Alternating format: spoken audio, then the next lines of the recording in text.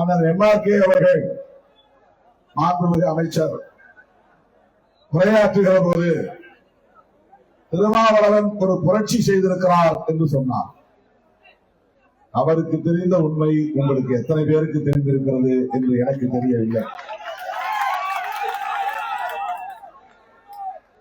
நான் யாரையும் கலந்து ஆலோசிக்கவில்லை, உண்மைதான்.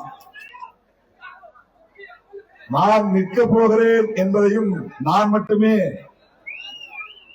வைத்திருந்தேன், யாருக்கும் சொல்லவில்லை. கட்சியில் எந்த பொறுப்பாளரிடமும் சொல்லவில்லை. எனக்கு ஒரு ஆசை, எஞ்சிய காலத்தில் சட்டமன்றத்தில் பணியாற்ற வேண்டும் என்பதுதான். இன்னும் 10-15 ஆண்டுகள்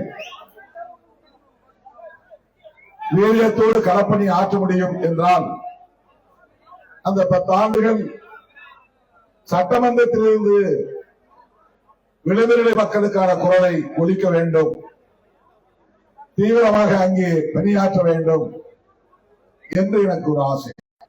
காட்டுமன்னார்குடியில் இருந்து சட்டமன்றத்திற்கு செல்ல வேண்டும் என்று ஆசைப்பட்டேன். நான் ஆசைப்படுவது நிறைவேறுவதில்லை. 2001 நான் மங்களூர் தொகுதியிலே சட்டமன்ற உறுப்பினராக வெற்றி பெற்றேன். உதயசூரியன் சின்னத்திலே நான் உள்ளபடியே சமயநல்லூர் தொகுதியில் மதுரையிலே போட்டியிட வேண்டும் என்று முத்தமிழறிஞர் கலைஞரிடத்தில் வாதாடி போராடி பெற்றேன். ஆனால் அவரே திடீரென எனக்கே அதிர்ச்சி தரக்கூடிய வகையில் விழுப்புரத்திலே வேட்பாளர் பட்டியலை படிக்கிற போது மங்களூரில் திருமாவளவன் என்று அறிவித்தார். எனக்கே தெரியாது. எனக்கு சர்ப்ரைஸ் கொடுத்தார் முத்தமிழறிஞர் கலைஞர். அப்புறம் தான் தெரிய வந்தது, சமநல்லூர்ல போய் நின்னா ஜெயிக்க முடியாது, கடலூர் மாவட்டத்துல மங்களூரில் நின்றால் ஜெயிக்க வாய்ப்பு இருக்கிறது என்பதை முன்னுணர்ந்து முத்தமிழறிஞர் கலைஞர் என்னை வேட்பாளராக அறிவித்தார். நான் ஆசைப்பட்டது சமயநல்லூர். அதனால்தான் அந்த தொகுதியிலே அப்போது நான் கக்கன் அவர்களின் மகளை தமிழ் மாநில காங்கிரஸில் இருந்தவரை மோப்பனாரிடத்தில் பேசி அவருக்கு நான் சிறப்பு செய்ய விரும்புகிறேன், கக்கன் குடும்பத்தில் ஒருவருக்கு இடம் கொடுக்க விரும்புகிறேன் என்று அவரை வேட்பாளராக ஆக்கினேன். 25 ஆண்டுகளுக்கு முன்பு 25 ஆண்டுகளுக்கு முன்பு நான் எடுத்த முடிவு. நான் சமயநல்லூரில் நிற்கவில்லை, மங்களூரில் நின்று வெற்றி பெற்றேன். 2000 ஓட்டு தான். சின்னம் உதயசூரியன் சின்னம். 2.5 ஆண்டுகளில் அந்த பதவியை ராஜினாமா செய்துவிட்டு வெளியே வந்து விட்டேன். ஒரு காரணமும் இல்லை. மீண்டும் சிதம்பரம் தொகுதியில் நாடாளுமன்ற வேட்பாளராக போட்டியிட விரும்பினேன். ராஜினாமா செய்துவிட்டு வெளியே வந்தேன். ஆனால் வெற்றி பெற முடியவில்லை. 2004ஆம் ஆண்டு தொடர்களே. அதன் பிறகு சட்டப்பேரவை பொதுத் தேர்தலில் போட்டியிடுவதற்கான வாய்ப்பு 2006 வந்தது. நான் திட்டக்குடியிலே மீண்டும் போட்டியிட விரும்பினேன், ஆசைப்பட்டேன். நான் போட்டியிட்ட தொகுதி, வெற்றி பெற்ற தொகுதி, பாதியிலேயே ராஜினாமா செய்த தொகுதி, மறுபடியும் அங்கேயே நின்று வெற்றி பெற்ற அந்த மக்களுக்கான பணிகளை ஆற்ற வேண்டும் என்று விரும்பினேன். ஆனால் உடனிருக்கிற தோழர் எனக்கு திட்டக்குடி வேண்டும் என்று கேட்டார். நம்மை நம்பி வந்த ஒருவர் கேட்கிறாரே என்று அந்த தொகுதியை விட்டுக் கொடுத்து தேர்தலில் நிற்காமலேயே விலகி நின்றேன். இது 20 வருடங்களுக்கு முன்னால் இருந்தது. இதெல்லாம் பல பேருக்கு தெரியாது. MLA சீட்ல நிக்கிறதுங்கிறது எவ்வளவு பெரிய விஷயம். அதுவும் நான் போராடி கலைஞரிடத்திலே பேசியதை போல ஜெயலலிதா அம்மா இடத்துல 3 சீட்ல ஆரம்பிச்சாங்க சசிகலா அம்மா. அப்ப அதிமுக கூட்டணி. நாங்க கலைஞர்கிட்டயே 8 இடத்துல நின்னோம், பாண்டிச்சேரியில 2 இடத்துல நின்னோம். நீங்க உங்களுக்கு கூட யாரும் கூட்டணிக்கு ஆள் வரல. அப்ப யாருமே போகல. நான் தான் முதல்ல போறேன். 3 சீட்டு நாங்க படிப்படியா பேசி 9 சீட்டு வாங்க. படிப்படியா பேசி 9 இடங்கள் தமிழ்நாட்டிலே அதிமுக கூட்டணியில். கடலூர் மாவட்டத்தில் காட்டுமன்னார்குடி, திட்டக்குடி 2 வாங்கினோம். நான் திட்டக்குடியில் இருப்பதாக முடிவெடுத்திருந்தேன். கடைசி நிமிடத்துல கூட இருக்கிறவர் கேட்கிறார், அவருக்காக விட்டுக் கொடுப்போம் என்று விட்டுக் கொடுத்து விட்டு நான் விலகிவிட்டேன். போட்டியிடவே இல்லை. அந்த வாய்ப்பு பறிபோனது. பிறகு 2016 மக்கள் நல கூட்டணியில் 25 இடங்களை பெற்று காட்டுமன்னார்குடியில் நான் போட்டியிட்டு நான் கவுண்டிங் சென்டர் போயிருந்ததுன்னா நான் தான் வெற்றி.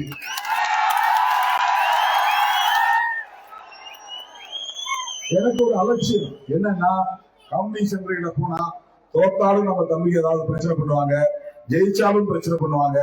வேண்டாம், விலகியே இருக்கணும். மெட்ராஸ்ல இருக்கு. நான் எப்பவுமே கவுண்டிங் போறது கிடையாது. 99 போல, 2001 போல, 2006 போல நான் தான் நிக்கல. 2006 நிக்கல. 2009 கூட நான் எம்பி எலெக்ஷன்ல கவுண்டிங் சென்டர் நான் போனதில்லை. 2014 நான் கவுண்டிங் சென்டர் போனதில்லை எம்பி எலெக்ஷன்ல. 2016 நான் போகல. அன்னைக்கு போயிருந்தேன்னா 3000 வாக்குகள் வித்தியாசத்தில் திருமாவளவன் வெற்றி என்று வந்தது. ஆனா அதுதான் உண்மை. 3000 ஓட்டு நம்ம லீடுகள இருந்தோம். கடைசி நேரத்தில் எல்லா தொகுதியிலும் அதிமுக ஜெயிச்சிருச்சு. நம்ம ஆளுங்களுக்கு எலெக்ஷன் வேலை செய்ய தெரியாது. அங்க போய் நின்று டீ குடிச்சிட்டு 12 மணிக்கே வெளியே வந்துட்டான். எல்லாம் கவுண்டிங் ஏஜென்ட் ஆளே இல்லை. போலீஸ் வெளியே போனோடனே எல்லாம் வெளியே வந்துட்டான். ஆளே கிடையாது. அதிமுக வெற்றின்னு அறிவிச்சுட்டாங்க. அது உண்மையிலே அப்போ அதிமுக வெற்றி பெறவே இல்லை, தோல்விதான். தோல்வியடைந்த ஆளை வெற்றி பெற்றதாக அந்த ஆட்சியாளர்கள் அறிவித்து விட்டார்கள். அப்போது எனக்கு வாய்ப்பு பெருகி போய்விட்டது. ஜெயிச்சவன் தோக்கதா அறிவிச்சுட்டாங்க. 2016 இருந்து எனக்கு என்னடா எப்பதான் இந்த எம்எல்ஏ எலெக்ஷன் நம்ம நிக்கிறது, எப்பதான் ஜெயிக்கிறது, இந்த சட்டமன்றத்துக்கு போனா நல்லது, பார்லிமெண்ட்ல பேசுறதுக்கே வாய்ப்பு கிடையாது. 3 நிமிஷம் 4 நிமிஷம் தான் எஃபெக்டிவா பேச முடியல.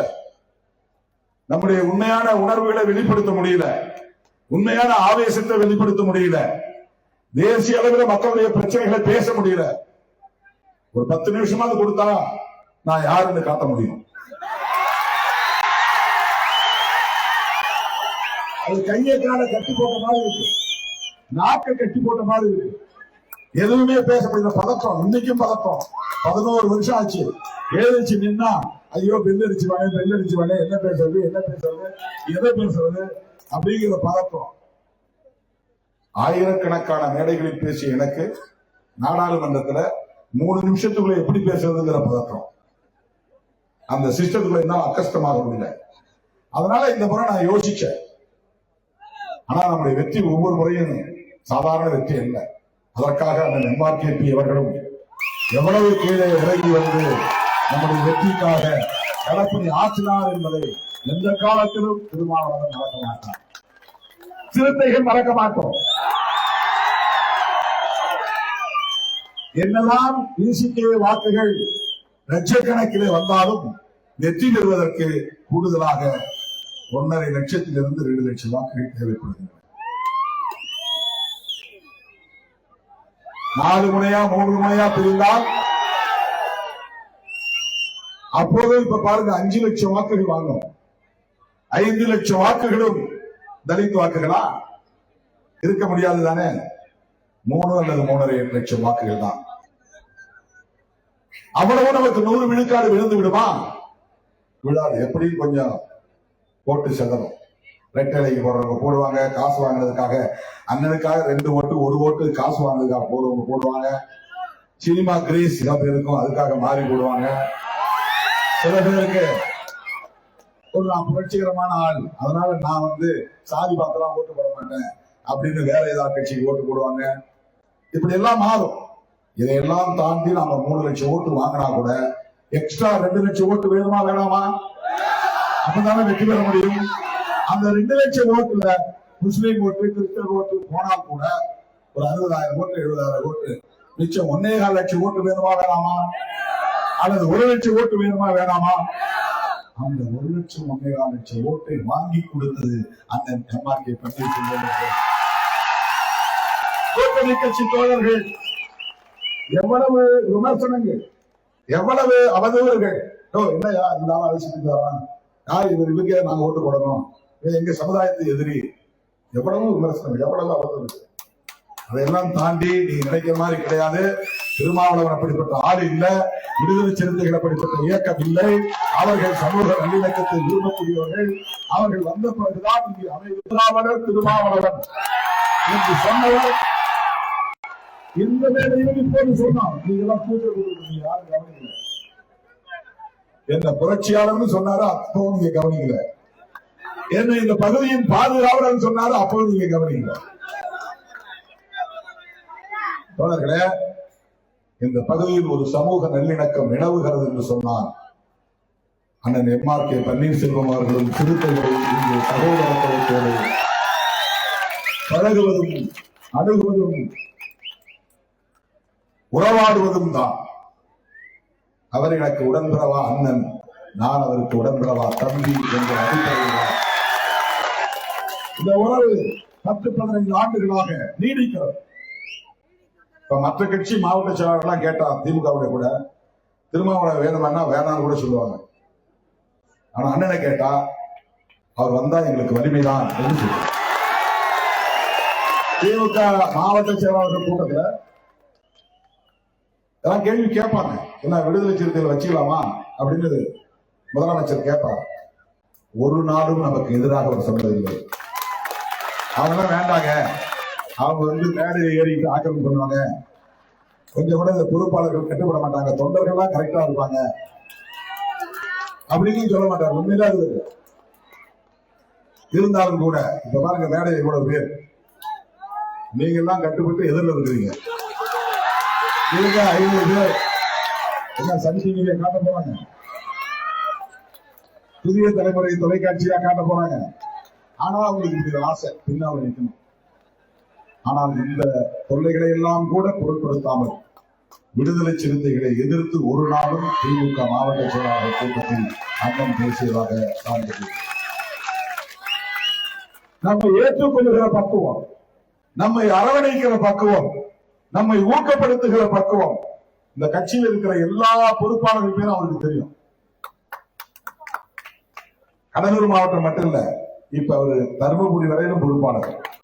நந்தன் அவர்தான் கூப்பிட்டு இங்க வாங்க, நந்தன் தருமபுரியில் இருக்கிற பொறுப்பாளர் போகவும் நந்தன காட்டு மன்னார்குடிக்கு வாங்கன்னு அதை தவிர அண்ணன் MRK பன்னீர்செல்வம் அவர்கள் தான். திண்டிவனத்தில் நம்ம கட்சி பொறுப்பாளர்கள் யாருங்கிறது அவருக்கு தெரியும், ஒன்றிய செயலாளர் வரையில். ஏன் இதை சொல்றேன்னா, இந்த சமூக நல்லிணக்கம் சும்மா வந்துவிடவில்லை, அது உளப்பூர்வமான ஒரு உறவு. இந்த 2 சமூகமும் ஒற்றுமையா இருக்கணும், இந்த 2 கட்சிகளும் வளரணும். விடுதலை சிறுத்தைகளும் இன்றைக்கு அங்கீகாரம் பெற்றிருக்கிறோம் என்றால் அதற்கு என்ன காரணம்? 4 MLA வெற்றி பெற்றதால் அல்ல, 2 MPக்கள் வெற்றி பெற்றதால் தான். 99 நாம ஜெயிக்கல, 2014 ஜெயிக்கல, 2004 ஜெயிக்கல, 2009 ஸ்டார் சின்னத்துல ஜெயிச்சோம். ஒரு இடத்துல ஜெயிச்சு நமக்கு அங்கீகாரம் கிடைச்சதா? இல்ல. அதுக்கு பிறகு 2019 ஜெயிச்ச விழுப்புரமும் ஜெயிச்சோம். ஆனா அது உதயசூரியன் சின்னம், இங்க பானை சின்னம், அங்கீகாரம் கிடைக்கல. 2024 விழுப்புரமும் பானை, சிதம்பரமும் பானை, 2 வெற்றி பெற்றோம். இந்த 2 தொகுதிகளிலும் வெற்றி பெறுவதற்கு திராவிட முன்னேற்ற கழகத்தின் ஆதரவு நமக்கு உண்டா இல்லையா? கூட்டணி கட்சிகளின் ஆதரவு நமக்கு இருந்ததா இல்லையா? ஆக திமுகவின் ஆதரவோடுதான், கூட்டணி கட்சிகளின் ஆதரவோடுதான், அண்ணன் முதலமைச்சர் தளபதி ஸ்டாலின் அவர்களின் வாழ்த்துக்களோடுதான் இன்றைக்கு விடுதலை சிறுத்தைகள் கட்சி ஒரு மாநில கட்சியாக அங்கீகாரம் பெற்றிருக்கிறது. திமுகவுக்கு உதயசூரியன் சின்னம் சொந்த சின்னம் கிடைத்திருப்பதை போல விடுதலை சிறுத்தைகள் கட்சிக்கு சொந்த சின்னம் கிடைத்திருக்கிறது. அவர் இன்னொரு உண்மையை சொன்னார். நான் 2019 MP எலெக்ஷன்ல என்ன சின்னத்தில் நிற்கிறது தெரியாம குழம்பிட்டு இருந்தேன். தனி சின்னம் தான். அவரு கூட நீங்க ஈஸியா ஜெயிக்கலாம், உதயசூரியன்ல ஜெயிக்கலாம், நீங்க இண்டிபெண்டா இயங்கலாம், யாரும் தடுக்க போறதில்லை, நீங்க கட்டாயம் ஜெயிக்கணும்னு நாங்க விரும்புறோம், அதனால ஏன் இண்டிபெண்டன்ஸ் சிம்பிளுக்கு போறீங்க, தோத்து போயிட்டா என்ன ஆகுது, அதனால உதயசூரியன்ல நில்லுங்கன்னு கூட கூப்பிட்டு வீட்டுல வச்சு பேசினார். நான் சொன்னேன், அந்த தோத்தா கூட பரவாயில்ல, நான் இண்டிபெண்டன்ஸ் சிம்பிளை தான் விரும்புறேன். ஏன் அப்படி சொல்றீங்க? என்னைக்காவது ஒரு நாள் எங்கள் கட்சி அங்கீகாரம் பெற்ற கட்சியாக என்றாவது ஒரு நாள் விடுதலை சிறுத்தைகள் கட்சி தேர்தல் ஆணையத்தின் அங்கீகாரம் பெற்ற கட்சியாக மாற வேண்டும். அவர் சந்தோஷமா வாழ்ந்தார். இண்டிபெண்டன்ட் சிம்பல்லாம் பார்ப்போம், நான் நாற்காலியை சொன்னேன், அப்புறம் டேபிள் சொன்னேன், அதெல்லாம் அதுல இருந்துச்சு. அவர் பார்த்துட்டு கை வச்சார். இத பாருங்க, இதுதாங்க நல்ல சின்னம், பானை சின்னம். இந்த சின்னத்தை நீங்க கைவிடுங்க. அவர் எதுவுமே நல்ல எண்ணத்தோட சொல்லக்கூடிய, நான் அடுத்த வார்த்தையை சொல்லல. ஆனா நீங்க சொல்லிட்டீங்க, பானை தான் நான் நிக்க போறேன் அப்படின்னு சொல்லிட்டு சோழர்களே, அண்ணன் MRK பன்னீர்செல்வம் கண்ட சின்னம் பானை சின்னம். உங்க பார்வையில் திருமாவளவன் கண்ட சின்னம் பானை சின்னம். உண்மையில் அண்ணன் MRK பன்னீர்செல்வம் கண்ட சின்னம் பானை சின்னம். சோழர்களே, ஏன் நான் திமுகவோடு தொடர்ந்து பயணிக்கிறேன் என்று சொன்னால், ஏதோ சீட்டுக்காக, பதவிக்காக, பரிசுக்காக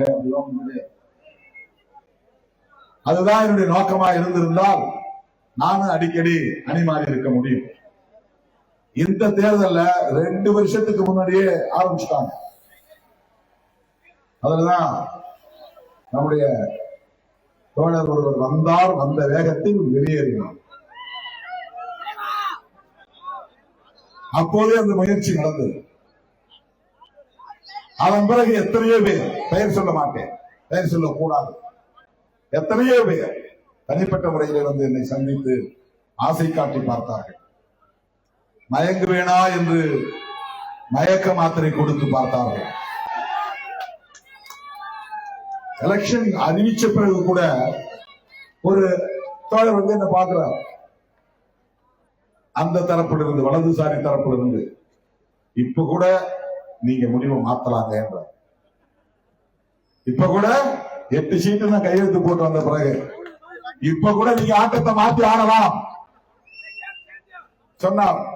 நான் சொன்னேன், நான் எடுத்த முடிவில் உறுதியாக இருக்கிறேன். திராவிட முன்னேற்ற கழக கூட்டணியில் தான் பயணிப்பேன்.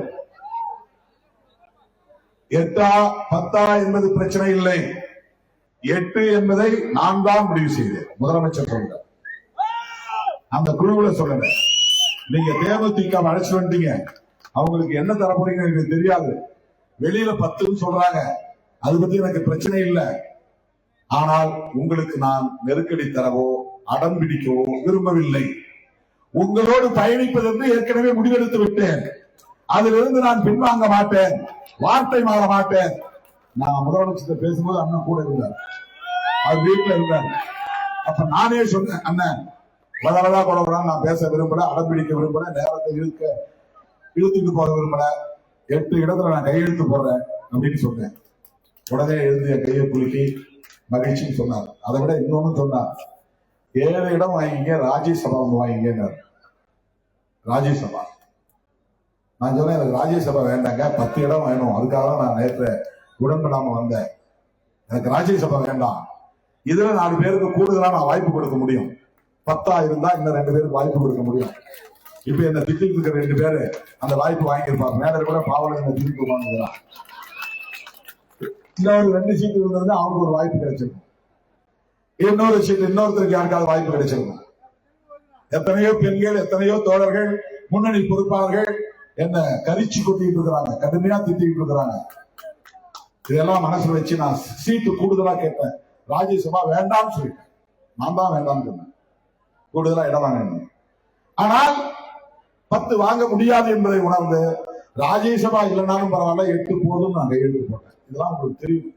ஏன் இந்த முடிவை நான் எடுக்கிறேன் என்று சொன்னால், வேறொன்றும் இல்லை, நான் அம்பேத்கரின் பிள்ளை, பெரியாரின் பிள்ளை, புரட்சியாளர் அம்பேத்கர், புரட்சியாளர் மாமேதை காரல் மார்க்சின் அரசியலை உள்வாங்கியவன். ஒரே காரணம்தான், வலதுசாரி சக்திகள், பிற்போக்கு சக்திகள், நாசகார சக்திகள், நச்சு சக்திகள், மனு தர்மத்தை உயர்த்தி பிடிக்கும் சக்திகள், சமூக நீதிக்கு எதிரான சக்திகள், வெறுப்பு அரசியலை பரப்பும் சக்திகள், இஸ்லாமியர்களுக்கு எதிராக, கிறிஸ்தவர்களுக்கு எதிராக வன்முறைகளை தூண்டும் சக்திகள் தமிழ்நாட்டில் வலிமை பெற்றுவிடக் கூடாது. அதற்கு திருமாவளவன் காரணமாக அமைந்துவிடக் கூடாது. எனக்கு 10 சீட்டு கூடுதலா கேட்கணும்னு ஆசைப்பட்டு நான் வெளியே போய் திமுக கூட்டணியை நான் பலவீனப்படுத்தி அதன் மூலம் அதிமுகவும் பாஜகவும் இங்கே லாபம் அடைந்து, அதனால் பாதிப்பு யாருக்கு?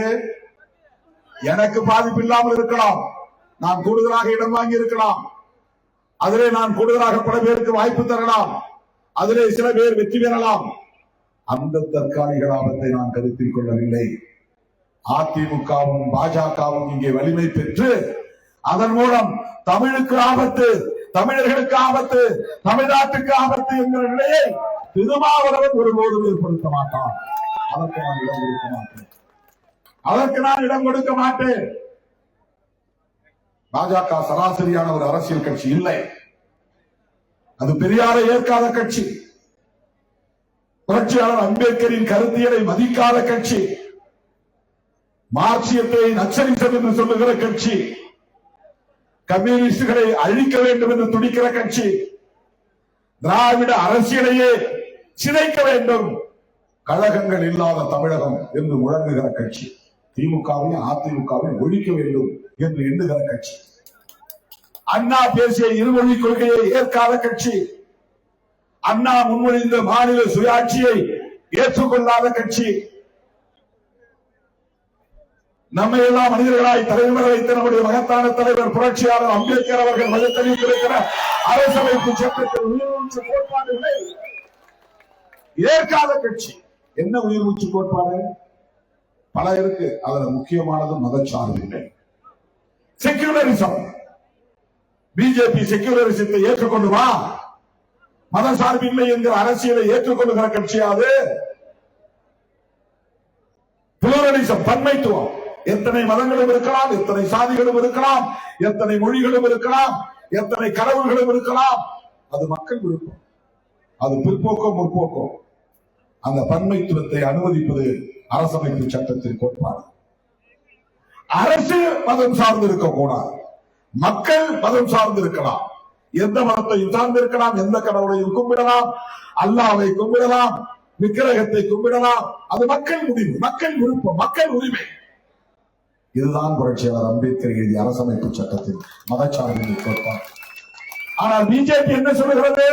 ஒரே தேசம், ஒரே கலாச்சாரம், அப்படி என்றால் ஒரே மதம், அப்படி என்றால் முஸ்லிம்கள் இங்கே வாழக்கூடாது, கிறிஸ்தவர்கள் வாழக்கூடாது, பார்சிகள் வாழக்கூடாது, பௌத்தம் இருக்கக்கூடாது, சமணம் இருக்கக்கூடாது. இது அரசமைப்பு சட்டத்திற்கு எதிரானது இல்லையா? இந்த கோட்பாட்டை முன்னிறுத்துகிற கட்சிதான் பாஜக. ஏன் ராகுல் காந்தி அரசமைப்பு சட்டத்தை உயர்த்தி பிடிக்கிறார்? எஸ்சி எஸ்டி ஓட்டு வாங்குறதுக்கா? அதுக்கு மட்டும்தான் அவர் உயர்த்தி பிடிக்கிறாரா? இல்லை. அரசமைப்பு சட்டம் புரட்சியாளர் அம்பேத்கர் வகுத்தளித்த சட்டம், உலக நாடுகளிலேயே மிகச்சிறந்த சட்டம் அம்பேத்கர் எழுதிய சட்டம், அரசமைப்பு சட்டம். அந்த சட்டம் ஒரு புதிய இந்தியாவை உருவாக்கி வருகிறது. அந்த சட்டம் தான் இன்றைக்கு திருமாவளவன் போன்றவர்களை உருவாக்கி வருகிறது. விடுதலை சிறுத்தைகள் கட்சி என்ற இது போன்ற அமைப்புகள் வளர்வதற்கு வழிவகுக்கிறது. விளிம்பு நிலை மக்களுக்கான ஜனநாயக உரிமையை தருகிறது, பன்மைத்துவத்தை பேசுகிறது, சகோதரத்துவத்தை பேசுகிறது, சமத்துவத்தை பேசுகிறது, மதச்சார்பின்மையை பேசுகிறது, கூட்டாட்சி தத்துவத்தை பேசுகிறது. இந்த எந்த கோட்பாட்டிலும் உடன்பாடு இல்லாத ஒரு கட்சி உண்டு என்றால் இந்தியாவிலே அது பிஜேபி தான். 2000 ஆண்டுகளுக்கு பின்னால் மனித தர்மத்தின் அடிப்படையில் இங்கே சமூகம் கட்டமைக்கப்பட வேண்டும், உயர்வு தாழ்வு நீடிக்க வேண்டும், சாதி பெருமை பேச வேண்டும், சாதி சண்டைகள் பெருக வேண்டும், மத சண்டைகள் பெருக வேண்டும், ஒற்றுமை நிலவக்கூடாது, சமூக நல்லிணக்கம் கூடாது, முஸ்லிம்களை வெறுக்க வேண்டும், கிறிஸ்தவர்களை வெறுக்க வேண்டும், பைபிளை கொளுத்த வேண்டும், தேவாலயங்களை இடிக்க வேண்டும், மசூதிகளை இடிக்க வேண்டும், திருப்பரங்குன்றத்தில் கலவரத்தை ஏற்படுத்த வேண்டும். இதுதான் பிஜேபி கொள்கை. அந்த கொள்கையில் உள்ள கட்சியை தூக்கி சுமக்கிற கட்சி தான் அதிமுக. அந்த கொள்கையில் உள்ள கட்சியோடு கூட்டு சேர்ந்திருப்பதுதான் அன்புமணி பாமக. அந்த கட்சியை உயர்த்தி பிடிக்கிற கட்சி தான் டிடிவி தினகரன். இவங்கெல்லாம் யார்? இவர்களெல்லாம் கொள்கையில் ஏதேனும் ஒரு புள்ளி பாஜகவோடு உடன்படுகிறோம் என்று சொல்ல முடியுமா? எடப்பாடி அவர்களை பார்த்து நான் கேட்கிறேன், நான் திமுகவோடு ஏன் கூட்டணி வைத்திருக்கிறேன் என்பதை 3 மணி நேரம் என்னால் விளக்கம் சொல்ல முடியும். திமுகவோடு கூட்டணி வைத்திருப்பதற்கான காரணத்தை சொல்ல முடியும். நியாயத்தை சொல்ல முடியும். நான் கேட்கிறேன், எடப்பாடி பழனிசாமி அவர்களே, உங்களால் ஒரே ஒரு காரணத்தை சொல்ல முடியுமா? பிஜேபியோடு நீங்களே கூட்டணி வைத்தீர்கள். பிஜேபியை உங்கள் தலைவர் மறைந்த முதலமைச்சர் செல்வி ஜெயலலிதா அம்மையார் விமர்சித்தாரா இல்லையா? மோடியா லேடியா மோதி பார்ப்போம் வா என்று அழைத்தாரா இல்லையா? வாஜ்பாய்க்கு ஆதரவு தந்தது நான் செய்த வரலாற்று பிழை என்று சொன்னாரா இல்லையா? அந்த வரலாற்று பெருந்தவருக்கு பரிகாரமாக நான் வாஜ்பாய் ஆட்சியை நானே கவிழ்த்தேன் என்று சொன்னாரா இல்லையா? எந்த காலத்தில் பாஜகவோடு அதிமுக கூட்டணி வைக்காது என்று சொன்னாரா இல்லையா? அவர் செத்துவிட்டார் என்பதற்காக எவ்வளவு துணிச்சலாக நீங்கள் முடிவெடுத்திருக்கிறீர்கள். எனக்கு நம்பிக்கை இல்லை, உங்களுக்கு நம்பிக்கை உண்டு. ஜெயலலிதா எல்லாவற்றையும் மேடையில் இருந்து பார்த்துக் கொண்டிருக்கிறார். அந்த அம்மையாருக்கு நீங்கள் செய்கிற துரோகத்தை பார்த்துக் கொண்டிருக்கிறார். பாஜகவை தூக்கிக் கொண்டு வீதி வீதியாக வருவது, அதிமுக தொண்டரின் கையில் பிரஷை கொடுத்து பாஜக சின்னத்தை எழுத வைப்பது எந்த வகையிலே சரி? அது ஜெயலலிதா அம்மையாருக்கு செய்த துரோகம் இல்லையா? எடப்பாடி அவர்களை பற்றி அன்புமணி என்ன சொன்னார்? அவர் ஒரு ஊராட்சி மன்ற தலைவராக இருப்பதற்கு கூட நாயக்கில்லாதவர் சொன்னாரா இல்லையா? இப்போது எப்படி உறவு? இப்போது எப்படி கூட்டணி? எந்த அடிப்படையிலே கூட்டணி? பழனிசாமியோடு கூட்டணி வைத்தால் தூக்கு போட்டு சாவதான் சொன்னார். யார் சொன்னது? ஆனால் இப்போது கூட்டணி எப்படி கூட்டணி? விளக்கம் சொல்ல முடியுமா? இவங்களை எல்லாத்தையும் யார் சேர்த்ததுன்னா எடப்பாடி சேர்க்கல. எடப்பாடிய பிஜேபி சேர்த்தது யார் தெரியுமா? சிபிஐ. எடப்பாடியோடு பிஜேபியை சேர்த்தது சிபிஐ. எடப்பாடியோடு அன்புமணியை சேர்த்தது சிபிஐ. சிபிஐனா என்ன? அது ஒரு புலனாய்வு நிறுவனம், அது ஒரு போலீஸ் மாதிரி தான். சென்ட்ரல் பியூரோ ஆஃப் இன்வெஸ்டிகேஷன், புலனாய்வு நிறுவனம். அவங்க எல்லாரையும் மிரட்டுவாங்க, கேஸ் போடுவாங்க. அன்புமணி மேல சிபிஐ கேஸ் இருக்கு, நீ கூட்டணிக்கு வரலனா தூசி தட்டி பயிர தூக்குவோம். அப்புறம் திகார் ஜெயில் தான். அப்புறம் அவங்க கூட்டணி சேராம என்ன பண்ணுவார்? எடப்பாடி பழனிசாமி மிரட்டுறார், நீ பிஜேபி செய்யலன்னா கொடநாடு கேஸ தூக்குவோம்.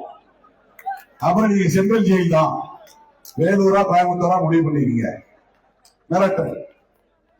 டிடிவி தினகரன் சொல்லவே தேவையில்லை, அவர் மீது எந்த வழக்கையும் போட முடியும் அவங்களால. அது சிபிஐ உருவாக்கிய கூட்டணி, அது பொருந்தும் கூட்டணி அல்ல, பொருந்தா கூட்டணி. ஆனா நம்ம கட்சியில சிபிஐ இருக்கு, ஒரு கம்யூனிஸ்ட் கட்சி. இது சிபிஐ இருக்கிற கூட்டணி, அது சிபிஐ உருவாக்கி இருக்கிற கூட்டணி. அது பிற்போக்கு சக்தியில் இருக்கிற கூட்டணி, இது முற்போக்கு சக்தியில் இருக்கிற கூட்டணி. அப்படிப்பட்ட அந்த வலதுசாரி சக்திகள் இந்த இயக்கத்திலே கூட்டணி தமிழ்நாட்டிலே வளர்ந்துவிடக் கூடாது என்பதனால்தான் நாம் திராவிட முன்னேற்ற கழகத்தோடு பயணிக்கிறோம். இந்த தொகுதியில் நான் போட்டியிட வேண்டும் என்று விரும்பிய நிலையில் எனக்கு நெருக்கமானவர்கள், என்னுடைய வளர்ச்சியில் அக்கறை உள்ளவர்கள், தமிழ்நாட்டில் 8 இடங்களிலும் வெற்றி பெற வேண்டும் என்று எண்ணியவர்கள் நீங்கள் நிற்பதை தவிர்க்க வேண்டும் என்று கேட்டுக்கொண்டதற்கு இணங்க நான் நிற்காமல் தவிர்த்தேன். ஐயா இளைய பெருமாள் அவர்களின் இளைய மகன் சோதிமணி 5 நிமிஷம் கிரேஸ் டைம் இருக்கு, உணவக பதற்றப்பட வேண்டாம். அப்படி கேஸ் போட்டாலும் ஒண்ணும் கேஸ் போட மாட்டாங்க. நம்ம ஊர் போலீஸ் கேஸ் போட மாட்டாங்க. நான் சொல்றேன், இது முக்கியமான செய்தி. இந்த இடத்துல நான் வரேன், நான் நிக்கிறதுன்னு ஆசைப்பட்டேன், முடியல, வேண்டாம்னு ஒரு முடிவெடுத்தேன். கண்டவன் கண்டவன் பேசலாம், நான் அதை பத்தி கவலைப்படல. இவர் ஏன் சொன்னாரு, அப்புறம் ஏன் பின்வாங்கினாரு, இவர் என்ன குழம்பி போயிட்டாரா? என் மூளையை செலவை செய்யறதுக்கு எவனும் பிறக்கல. என்னை விலை பேசுவதற்கு தமிழகத்தில் எவனும் பிறக்கவில்லை, இந்தியாவில் பிறக்கவில்லை. இதை பெருமையோடு என்னால் சொல்ல முடியும். நேற்று பெய்த மழையில இன்றைக்கு முளைச்ச காலம்னா எனக்கு ஆலோசனை சொல்லிட்டு இருக்கிறேன். நானும் 35 வருஷம் இந்த தேர்தல் களத்தில் இருக்கிறேன். நான் கூட பழந்தின்று கொட்டை போட்டவன் தான். எனக்கு அரசியல் உத்திகள் தெரியும், சூது சூழ்ச்சிகள் தெரியும். இப்ப நான் நிக்கல, முடிவெடுத்துட்டேன். அது என்னுடைய நிலைப்பாடு. இப்ப யாரை நிப்பாட்டுறது? மறுபடியும் சிந்தனை செல்வன் இங்க கொண்டு வர்றதா, அல்லது வேறு யாரையாவது மணவாளன், அறவாழி, செல்லப்பன், இங்க உள்ளூர்ல நிறைய ஆட்கள் இருக்கிறாங்க, அவங்கள யாரையாவது போடுறதா? நான் யோசித்து பார்த்தபோது ஒரு பொதுச் செயலாளரை இங்கிருந்து தூக்கி இன்னொரு தொகுதிக்கு போட்டுவிட்டு அதன் பிறகு அவருடைய புரோட்டோகாலுக்கு கீழே பொதுச் செயலாளருக்கு கீழே உள்ள ஒரு பொறுப்பாளரை ஒரு வேட்பாளராக நிறுத்துவது எனக்கு உடன்பாடு. அவரு அங்க போய் ஒரு வாரம் அறிமுகமாயிட்டார். அப்ப இங்க யாரை போட்டா காமன் அக்செப்டன்ஸ் வரும், ஒரு பொது ஏற்பு வரும் அப்படின்னு நான் யோசித்த போது நந்தகுமார் எனக்கு நினைவுக்கு வந்தார். உண்மையை சொல்றேன், வெளிப்படையா நான் டிரான்ஸ்பரண்டான நந்தகுமார் நம்ம கட்சியில இருந்து தம்பி. அவருடைய மனைவியை நான் தொடர்பு கொண்டோம் தொலைபேசியில. அப்பதான் எனக்கு தெரியும் அந்த அம்மா எஸ்சி இல்ல, தலித் இல்ல, அவங்க நாடார் கிறிஸ்டியன் சொல்றாங்க. உடனே இளைய பெருமாள் குடும்பத்துல வேற யாரு இருக்கிறா? அண்ணன் ஜோதிமணி மட்டும்தான் உயிரோட இருக்கிறாரு. பெரியவர் இல்ல, இரண்டாவது ஆள் இல்ல, நாலாவது ஆள் இல்ல, மூணாவது ஆள். அவர் பேர் என்ன? ஜோதிமணி. ஆமா, என்ன பார்க்க வந்திருக்கிறார். போர்டஸ்ட்ல இருந்து வந்து வெளிச்சல் பார்த்திருக்கிறார். விடுதலை சிறுத்தைகளுடைய முயற்சியால் ஐயா இளைய பெருமாள் மணிமண்டபம் 6 கோடி ரூபாய் மதிப்பு. சிந்தனை செல்வன் சட்டமன்றத்திலே பேசினார். அண்ணன் எவ்வாறு பன்னீர்செல்வம் அவர்கள் இளைய பெருமாளுக்கு மணிமண்டபம் கட்ட வேண்டும் என்பதை ஆதரித்து பேசினார். முதல்வர் சொல்லி மறந்து போன தலைவரை மறந்துவிடக் கூடாது என்று சிதம்பரம் தேசிய நெடுஞ்சாலையில் அவர் பெயரிலே ஒரு மணிமண்டபத்தை கட்டி எழுப்பியிருக்கிறார் முதலமைச்சர் அண்ணன் தளபதி மு.க. ஸ்டாலின் அவர்கள். இளைய பெருமாள் குடும்பத்துக்கு, அவர் காங்கிரஸ் குடும்பம், எனக்கு தெரியும், பெரிய பொறுப்புல ஒன்றும் கிடையாது. காங்கிரஸ் பாரம்பரியமாக இருந்தாலும் கூட அந்த குடும்பத்தை கௌரவிக்க வேண்டும் என்று என் மனம் சொன்னது, என் உள்ளுணர்வு சொன்னது. அது எல்லோராலும் ஏற்கப்படும் என்று நான் நம்பினேன். தலித் அல்லாதவர்கள் மத்தியிலும் அது வரவேற்பை தரும் என்று நான் நம்பினேன். இளைய பெருமானவர்கள் இருந்த காலத்திலேயே இங்கு ஒரு சமாதான நிலை ஏற்பட்டு விட்டது. ஒரு அமைதி சூழல் உருவாகி இருந்தது. அவர் உருவாக்கிய இந்திய மனித உரிமை கட்சியிலேயே பல்வேறு சமூகங்களை சார்ந்தவர்கள், சங்கரன் பிள்ளை உட்பட வெவ்வேறு சமூகங்களை சார்ந்தவர்கள் அந்த கட்சியின் தலைவர்களாக, முன்னணி தலைவர்களாக இருந்திருக்கிறார்கள். எனவே அனைத்து தரப்பு மக்களின் ஏற்பிசைவு கிடைக்கும். நம்முடைய தோழர்கள் அதிர்ச்சி அடைவார்கள், வருத்தம் அடைவார்கள். அவர்கள் எப்போதும் என்னை விட்டு போக மாட்டார்கள். என்னதான் வலி இருந்தாலும், அவர்களுக்கு வருத்தம் இருந்தாலும், என் மீது கோபம் இருந்தாலும், எனது தம்பிகள் என்னை விட்டு ஒருபோதும் விலக மாட்டார்கள் என்கிற நம்பிக்கை. அவரை 1 மணி நேரத்துக்கு முன்னால்தான் தொலைபேசியில் பேசினேன். அவருக்கு ஒண்ணுமே புரியல. அவருக்கு நான் சொல்லவும் இல்லை, பேரை அறிவிச்சிட்டேன். அதனால்தான் யாரோ ஒரு டிவிக்காரன் போய் கேட்டப்ப அவரு ஒரு வார்த்தையை சொன்னார். ஆனால் அறிமுக கூட்டத்தில், செயல் வீரர்கள் கூட்டத்தில் சொன்னார், நான் கடந்த காலத்தில் எந்த அரசியலில் இருந்திருக்கலாம், இப்போது விடுதலை சிறுத்தை தான், திருமாவளவன் என் பயணம் இறுதி மூச்சு வரை. இந்த மூத்த சிறுத்தையை உங்களிடத்தில் நான் ஒப்படைத்திருக்கிறேன். அவருடைய தந்தைக்கு நான் செய்கிற சிறப்பு. ஆகவே உங்கள் பொன்னான வாக்குகளை, முத்தான வாக்குகளை பானை சின்னத்திலே முத்திரையிட்டு அவரை பெருவாரியான வாக்குகளின் வித்தியாசத்தில் வெற்றி பெற செய்வீர்களா? சட்டமன்றத்திற்கு அனுப்புவீர்களா? நான் எடுத்த முடிவு சரி என்பதை நிரூபிப்பீர்களா? எப்போதும் நான் எடுக்கிற முடிவுக்கு ஒத்துழைப்பீர்களா?